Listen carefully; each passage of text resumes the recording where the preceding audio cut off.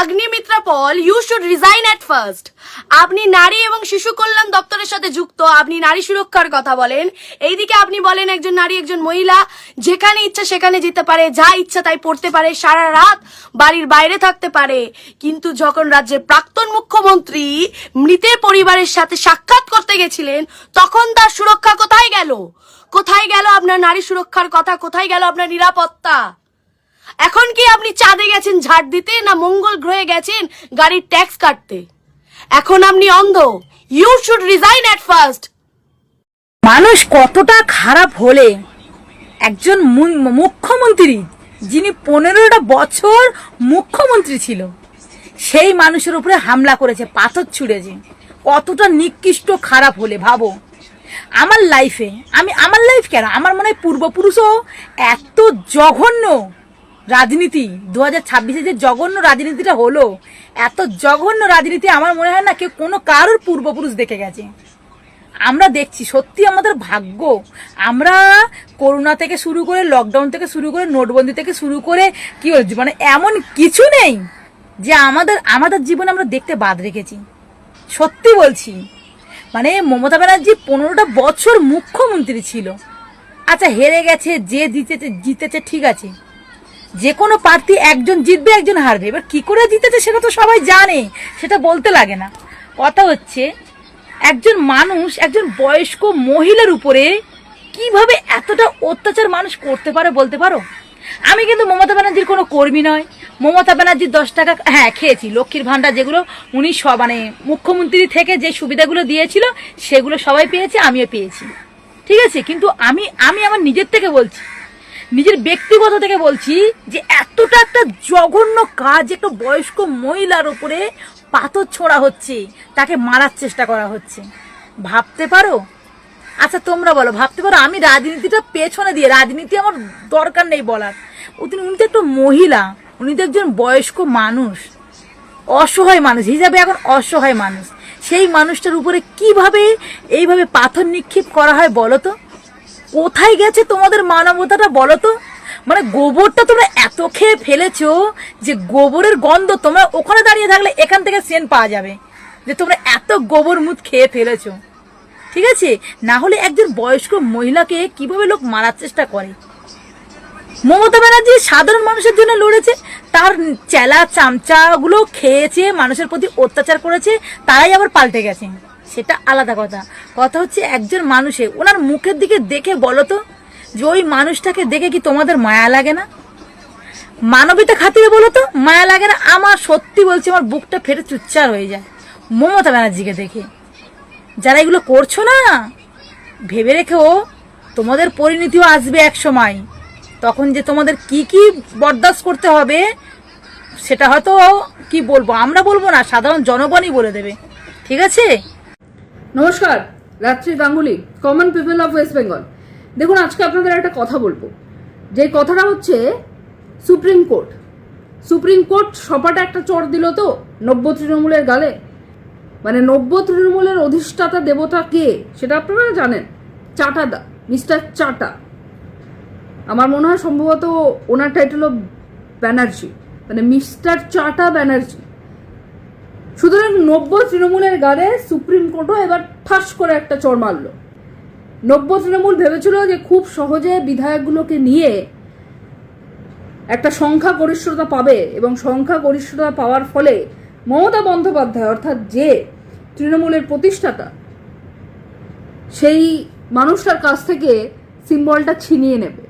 কিন্তু আজকে supreme court, মহামান্য সুপ্রিম কোর্টও জানিয়ে দিল যে যতই সংখ্যা গরিষ্ঠতা নিয়ে আপনারা আসুন না কেন, যেই দলের হয়ে আপনারা জিতেছেন বা যেই দলের হয়ে বিধায়করা দাঁড়িয়ে বিধানসভা ভোটে জিতেছে, তাদের সংখ্যা গরিষ্ঠতা থাকলেও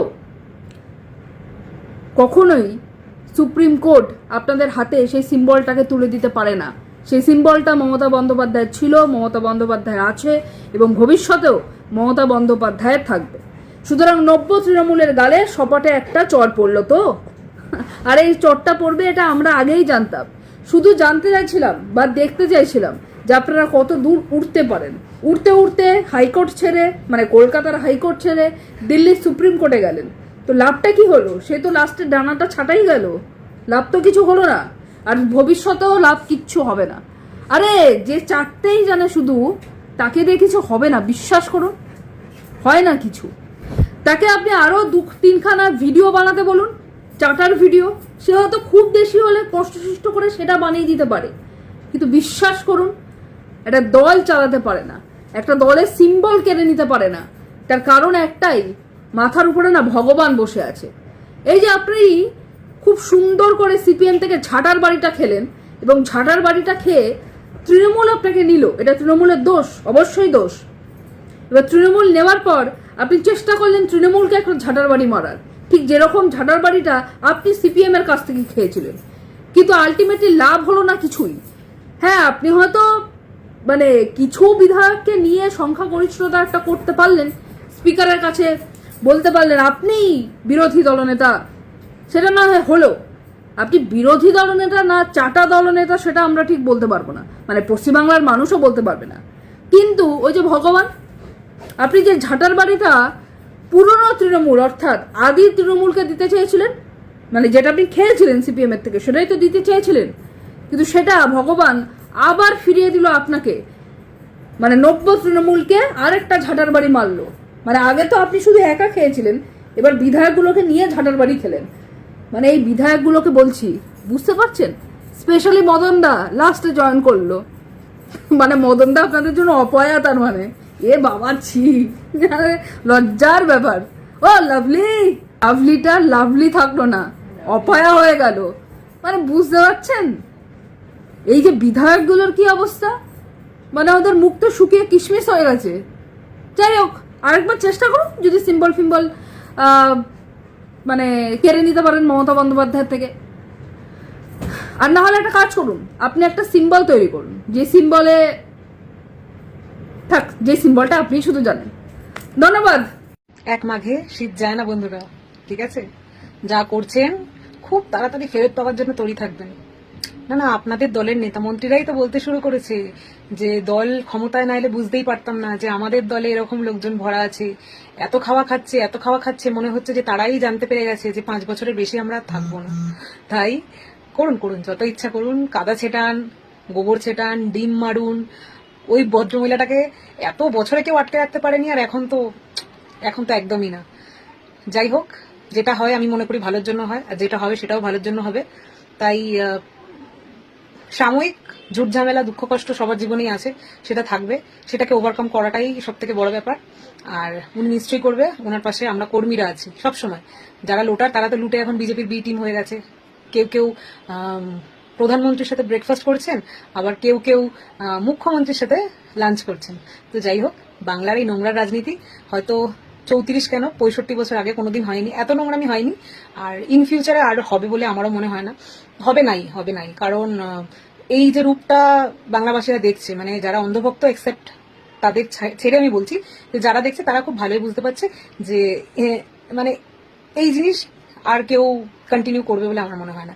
তো যাই হোক, এদের পার্টিকুলার এই দলটার বা যারা এখন শাসক তারা এসেছেন, তারা আশা থেকে একটার পর একটা নিয়ম বানাচ্ছেন। থুতু ফেললে ট্যাক্স 200 টাকা, রাস্তায় গাড়ি রাখলে ফাইন দেবো 2000 টাকা, আচ্ছা এই করলে এই ফাইন, ওই করলে ওই ফাইন। তো আপনারা যে আসার পরে এই গরিব মানুষ, এই হকারগুলোকে পেটে মারলেন, ভাতে মারলেন, আপনাদের ট্যাক্সটা কে নেবে? উপরওয়ালা নেবে, নিশ্চয়ই নেবে। সময় ঘনিয়ে এসছে, আমি আবারও বলছি, আমার কোনো ভয় নেই। আমাকে কমেন্টে এসে অনেকে থ্রেট দেখাচ্ছে, এ ডিম খাবে, এর হয়ে যাবে, এর এই হবে, এর নামে কেস হবে। করুন না, খোলা আছে তো অ্যাকাউন্ট, ভয় দেখে কি হবে? কিচ্ছু হবে না। দেখুন, সবাই আপনাদের মতো মানে স্পাইনলেস না। আমি যদি ওরকম নোংরা কিছু বলতাম, নোংরা কিছু করতাম, নিশ্চয়ই আপনারা এতদিনে স্টেপ নিয়ে নিতেন, তাই না? কিন্তু দেখছেন, একে তো দমানো সম্ভব না। এ তো যা বলছে খাররা বলছে, মুখের ওপর বলছে। করুন, আমার অ্যাকাউন্ট খোলা আছে, আমাকে অনেক মানুষ চেনেন, আবার অনেকে চেনেনও না। তো যার যা করার করুন, তবে মনে রাখবেন প্রতিটা ক্রিয়ার একটা বিপরীত ক্রিয়াও রয়েছে, ঠিক আছে? যেমন করবেন তেমন ফেরত পাবেন। লাইফ ইজ এ বুমেরাং, ঠিক আছে? ওটা কিন্তু ঘুরে আসবে আপনার কাছে, তৈরি থাকবেন। যতটা নোংরামি আপনারা দেখাচ্ছেন, আমি এই কথাটা বলবো যে এগুলো তো নেতামন্ত্রীর কাজ না, তবে নিশ্চয়ই সবাই জানে। জানার পরেই তাদের দলের কর্মীরা যখন এগুলো করছে, নিশ্চয়ই তারা জানেন। সব সংখ্যক না জানলে কিছু সংখ্যক জানেন। পুলিশ মন্ত্রী এখন তাদের হাতে, তারা নিজেরাই ইনফ্যাক্ট আইন প্রশাসন এখন তাদের হাতে, তারা চাইলে এটাকে জিনিসটাকে থামাতে পারে বা হতে নাও দিতে পারে, ঠিক আছে, কিন্তু তারা এগুলো ইচ্ছা করে হওয়াচ্ছে, মানে ভাবছে যে যাই হোক হারিয়ে দিয়েছি, এবারে কেন রাস্তায় নামছে, এবারে রাস্তায় নামলে একদম হেসতে নেস্তে হয়ে যাবে। কিন্তু আমার মনে হচ্ছে যে আপনারা যে এই ভয়তে এগুলো করছেন, আপনারা বুঝতে পারছেন যে আপনাদের পায়ের তলার মাটিটা হয়তো টলমল টলমল করছে, এইভাবেই আটকাতে হবে, না হলে হয়তো আর হবে না। মানুষ যখন খুব ভয় পায় না, তখনই মানে মমতা ব্যানার্জি 72 বছরের যে মহিলার যার কথা আমি বলছি, উনি তো এখন সর্বহারা, না ওনার দল আছে, না ওনার কাছে সাংসদ আছে, না ওনার কাছে এমএলএ আছে, না ওনার কাছে এমপি আছে, না ওনার কাছে সেরকম কাউন্সিলর আছে, না ওনার কাছে তেমন আগের মতো কর্মী আছে। তারপরেও যখন তার উপর এরকম আক্রমণ করা হচ্ছে বা করানো হচ্ছে, তার মানে এটাই বোঝা যাচ্ছে যে কতটা তাকে নিয়ে ভয় আপনাদের মনে, বা আপনারা নিজেরাও কোথাও একটা জানেন যে ইনি এমনি হারেননি, এনাকে হারানো হয়েছে আর আপনারাই হারিয়েছেন, ঠিক আছে। এটা শুধু বাংলার রাজনীতি বলে তো না, দিল্লিতেও দেখলাম, আরো অনেকগুলো স্টেটে দেখলাম, মানে যেখানে যে যে মুখ্যমন্ত্রী ছিল তাকে তাকে একটা না একটা কিছু না কিছু ঘোটালা কেস দিয়ে তাকে লক আপ করিয়ে তাকে 6 মাস তার কনস্টিটিউয়েন্সি থেকে বাইরে রেখে এরকম অনেক জিনিস করেছেন। তো সবাই মূর্খ না, সবাই অন্ধভক্ত না, মনে রাখবেন, এক মাঘে শীত যায় না, শীত আবার আসে ফিরে, ঠিক আছে। আর আজকে বেশি কিছু বললাম না, দেখুন যদি এইভাবে আটকাতে পারেন মমতা ব্যানার্জিকে, কারণ 34 বছরের শাসন যে নিজের ক্যারিজমাতে ফেলে দিয়ে নিজের দল করে নিজের নাম নিয়ে মানে রাহ চলতি যাকে হোক দাঁড় করিয়ে দিয়েছে, সে জিতে গেছে। আমার মনে হয় না তার আলাদা করে কিছু লাগে বা তার আলাদা করে হ্যাঁ, এবার বিরোধীরা কুৎসা রটাবেই, এটা স্বাভাবিক, এটা আমরা মানছি, কিন্তু তার মানে এই না তাহলে তো বলবো যে বিরোধীরা যখন শাসকে এলো তখন সর্বপ্রথম তাদের একটাই কথা ছিল যে মমতা ব্যানার্জিকে আর অভিষেক ব্যানার্জিকে জেলে ঢোকাবেন, অবৈধ নির্মাণ করেছেন, বাড়ি ভাঙা পড়বে। 3 মাস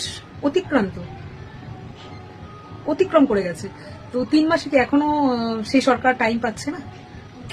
যাই হোক, আসি বন্ধুরা, এক মাঘে শীত যায় না, আবার বললাম।